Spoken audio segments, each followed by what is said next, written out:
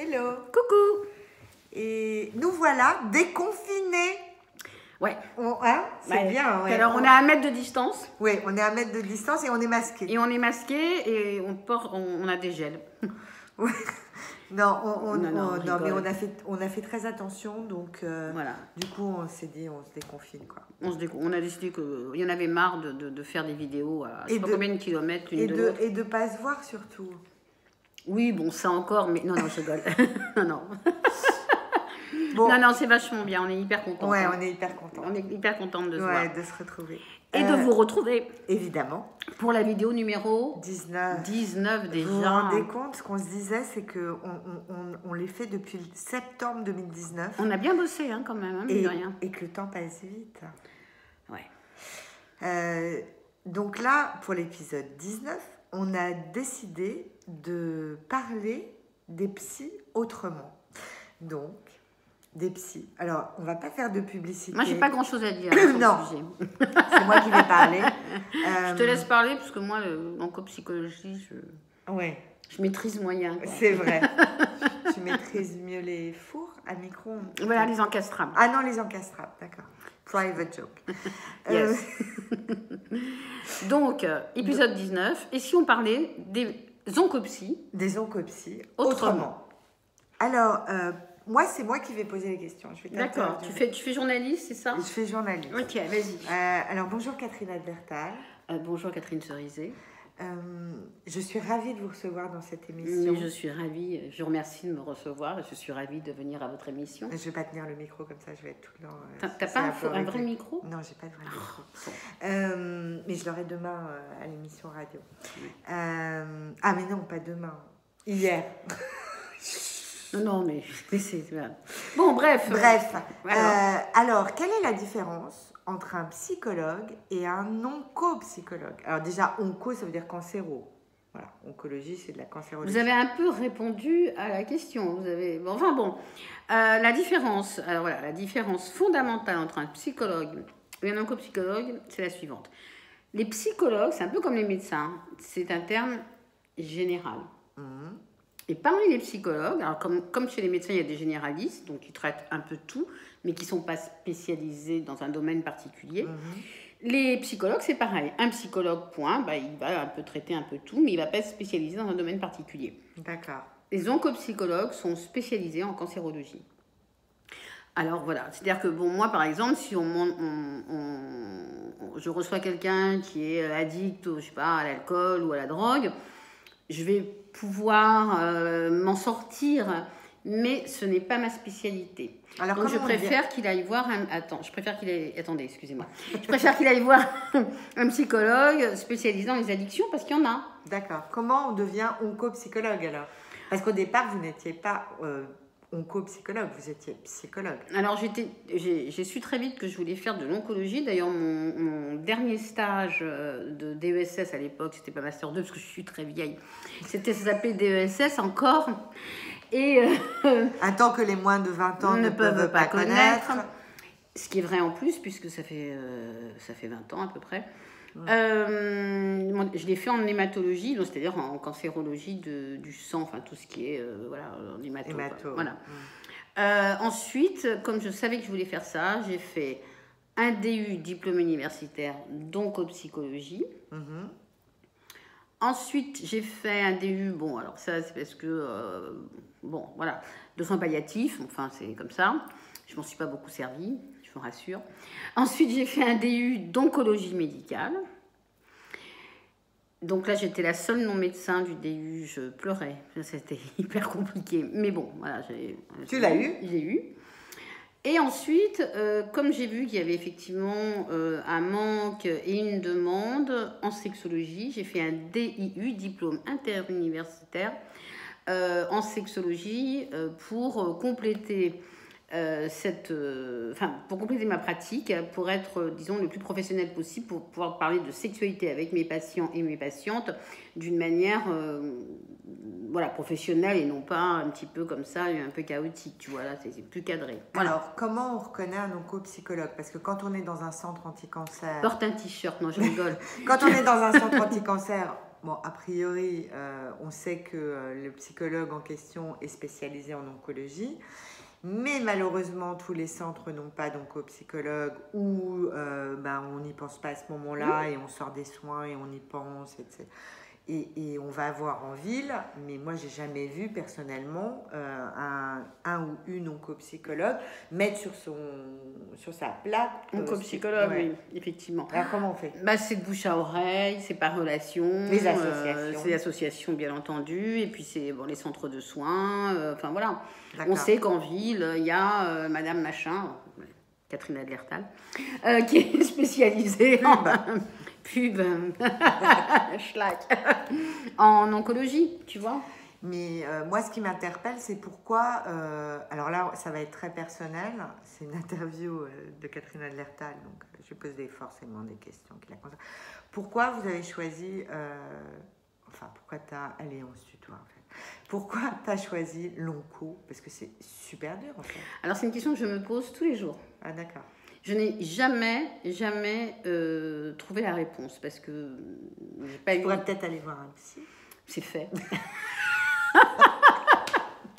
Et j'étais là, mais pourquoi je veux... Bon. Écoute, ça m'a toujours super attirée, super intéressée. Je ne sais pas pourquoi, j'ai pas de raison personnelle ou familiale de m'intéresser spécialement à cette pathologie, enfin au cancer, etc. J'ai peut-être quelques idées, mais si, j'ai peut-être quelques idées. C'est que dans ma belle famille, il y a eu malheureusement un enfant qui a été atteint de cette maladie. Et j'ai vu le couple se déchirer, le couple parental, tu vois. Et je disais, mais... alors à l'époque, j'étais vraiment étudiante, encore en psycho. Et je disais, mais pourquoi ils vont pas voir de psy? Et puis bon, ils y allaient pas, c'est pour des raisons qui leur incombaient. Et ça a fini par éclater. Le couple a divorcé, etc. Alors autant je ne ferai pas d'oncopédiatrie parce que j'ai pas envie de faire de la psychologie avec des enfants atteints de cancer. Je connais mes limites. Autant je me suis dit, il y a un besoin. Tu vois, peut-être c'est ça, peut-être. C'est la seule explication un peu cohérente que je peux trouver. Sinon, je ne sais pas. Et alors, aux personnes, parce que tu as des personnes qui disent « mais je suis pas fou, je vais pas aller voir un psy, ça sert à rien, c'est pour moi ça va, finalement, etc. » Qu'est-ce que tu dirais qu'est-ce qui doit déclencher le fait d'aller voir un oncopsy et qu'est-ce que tu dirais aux gens qui sont réfractaires? Alors, ce qui déclenche, ça dépend. Alors, parfois, c'est les médecins qui envoient, ou parfois, c'est le patient lui-même qui sent que ça ne va pas.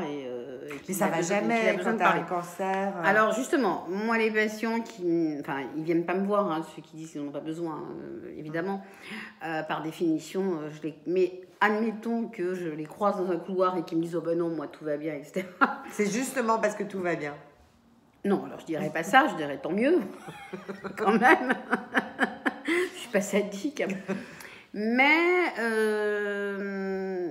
ceux qui me disent, par exemple, je suis pas fou, j'ai pas besoin d'un psy, bon, ça c'est quand même l'ancienne génération. Oui, mais bon. Oui, tout à fait, non mais je suis d'accord.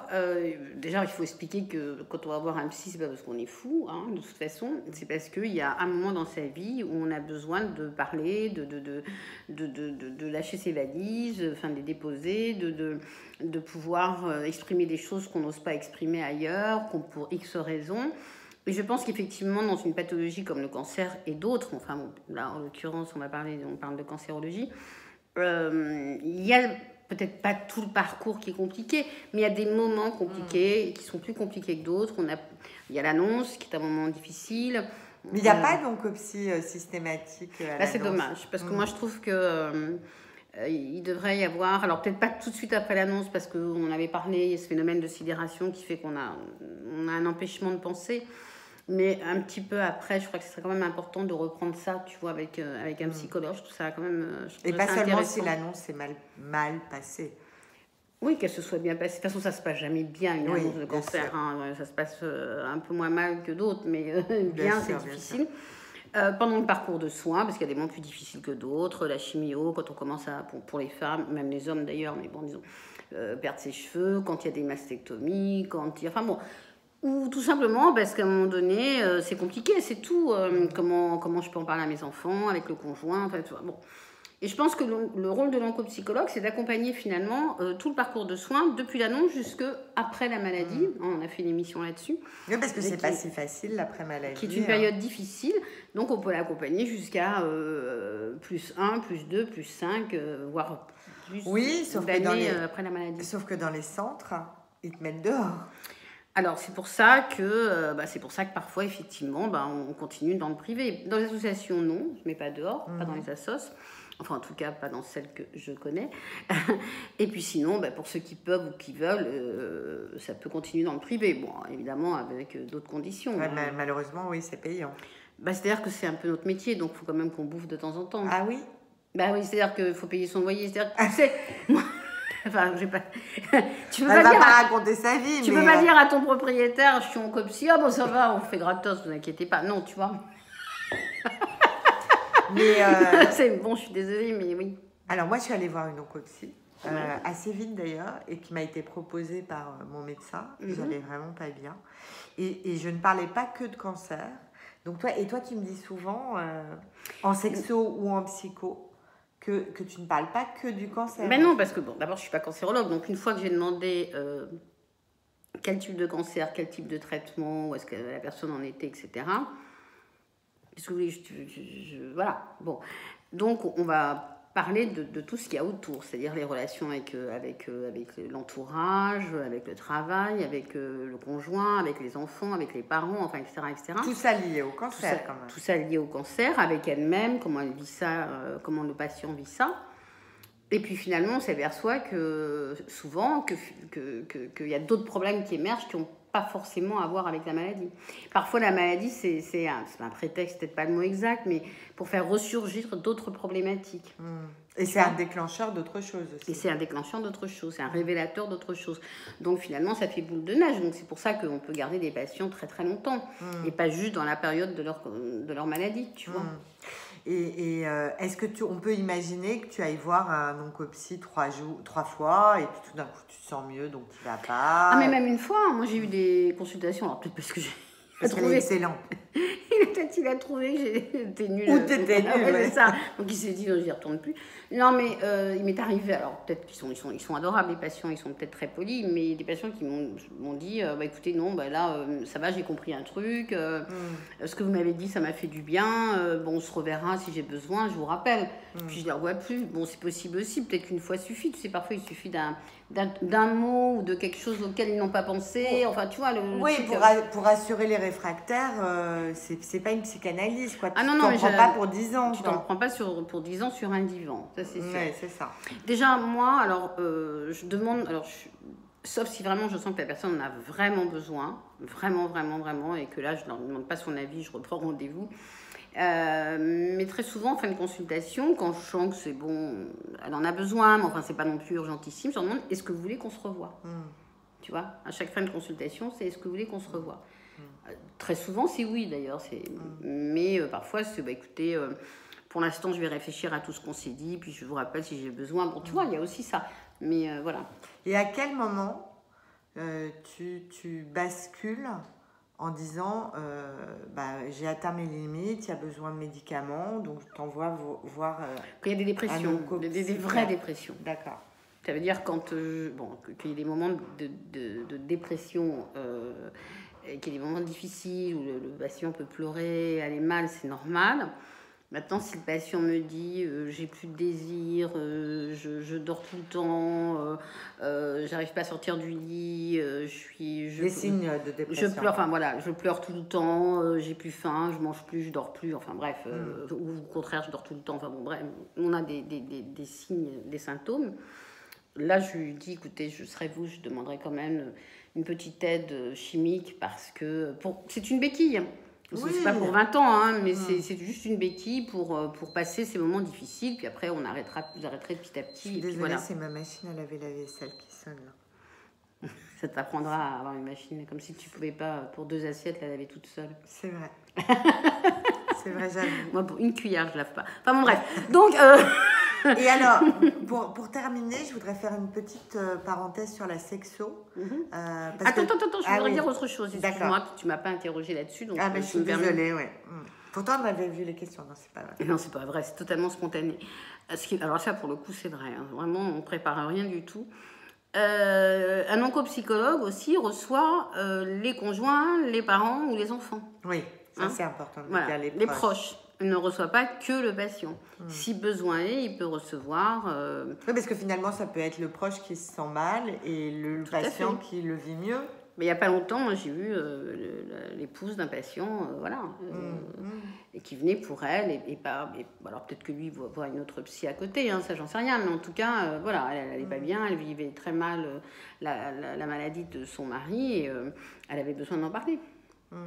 Et donc pour finir... Et les enfants, Elle me laissera pas. Non, les enfants, c'est super important, qu'ils puissent aussi venir s'exprimer. Mais pas forcément chez l'oncopsie de leurs parents. Pas forcément, mais on peut avoir une première consultation. En fonction de ce que dit le proche, les enfants et tout, on voit si besoin est, effectivement, qu'il y ait un suivi parallèle ailleurs, etc. Bien sûr. Donc pour finir... Oui. Pour finir, pourquoi tu passes à la sexo? Parce que quand j'ai débuté, quand j'étais oncopsychologue, je débutais pas, je parlais, je pressentais qu'il y avait certainement quelque chose de ce côté-là qui était pas évident, puisque bon, par exemple, je vous donne un exemple, une femme qui me disait voilà, on m'a enlevé un sein, j'ai de la chimiothérapie, etc. Je me disais bon, comment le vit le conjoint, tu vois, une femme qui était mariée ou un conjoint, bon bref, alors je lui demandais, je lui disais mais alors bon, j'étais un peu timide parce que je n'avais pas encore fait des études de sexo. Donc je disais sur le plan intime, est-ce que ça n'a pas posé de problème? Maintenant tu dis sur le plan cul. Alors, pas comme ça, mais ça veut dire la même chose. Non mais en fait ça dépend à qui on s'adresse, on sent. Ouais, ah oui, tu sens. On sent si je peux dire à quelqu'un, toujours si je dois continuer à dire sur le plan intime, ou si je peux dire, et sur le plan de la sexualité, est-ce que c'est compliqué, est-ce que ça a changé quelque chose? Tu vas jamais jusqu'au plan cul. Alors, pas la première consultation. Elle a personne au consulte. Elle a personne parce qu'elle y va. Et sur le plan cul, ça choque un peu. Mais je peux dire, écoutez, ça dépend si c'est une histoire de cul ou si c'est vraiment une vraie relation. Ça, je peux le dire. Oui, ça, tu peux le dire. Ouais, ça, je peux le dire. Mais ça dépend aussi en face de qui je suis. Tu sens qu'une personne peut l'entendre ou que la personne, elle va sauter de sa chaise, tu vois. Ouais, enfin, bref. Voilà, donc j'étais un peu timide, je disais, et je me suis dit, voilà. Et puis je sentais qu'il y avait vraiment, j'ouvrais une brèche et que les personnes s'enfonçaient dedans, elles étaient contentes qu'on leur en parle, tu vois. Donc je me suis dit, il y a un manque, mais j'arrive pas à en parler vraiment de manière professionnelle. Donc je vais aller me former. Donc j'ai fait 3 ans à la fac de médecine de sexo pour pouvoir parler sexualité à l'aise avec des profs qui t'apprennent à être cash et à parler de, voilà, on parle sexe et puis on parle sexe, quoi. Et alors, dans quel cas aller voir un oncosexologue?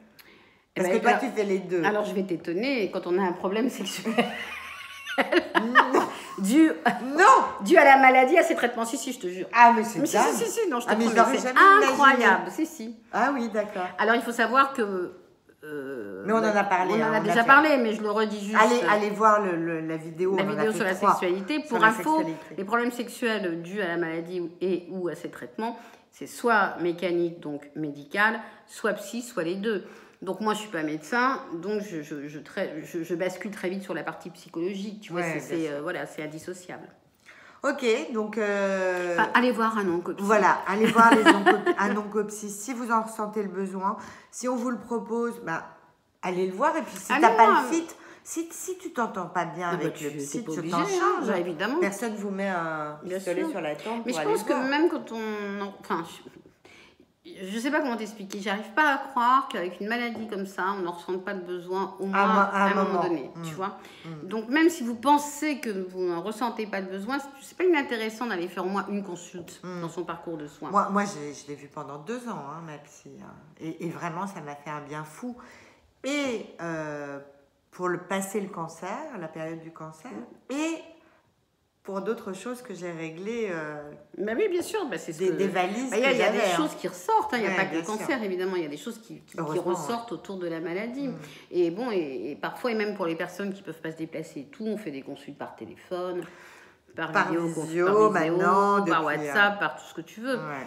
Donc, voilà. Non, il ne faut pas hésiter. Mm. Donc, allez voir un oncopsy, voir un oncosexologue, Voir ou les les deux.